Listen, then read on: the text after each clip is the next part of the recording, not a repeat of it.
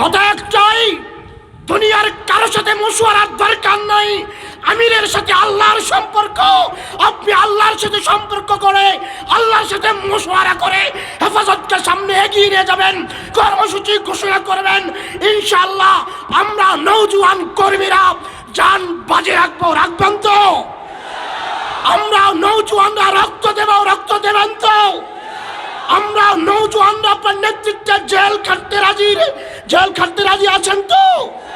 যদি রক্ত দিতে হয় রক্ত দেবেন তো?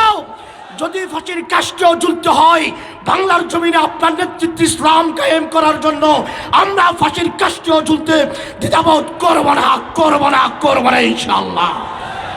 সর্বশেষ কথা হলো, হেফাজত ইসলামের আজকের যে গণজাগরণ দেখেছি, আল্লামা মামুনুল হক সাহেবের সংবর্ধনা উপলক্ষে আমার মনে হচ্ছে আজকে সেই 13 সাল আবার পুনর্জাগরণ শুরু হয়ে গেছে। অতএব গণজাগরণের বাধা দিয়ে ঠেকাতে পারবেন না। হয়তো ভালো হয়ে যান, নচেত পুটলাপাটলি বেঁধে যেখানে বাড়ি করেছেন পালিয়ে যান।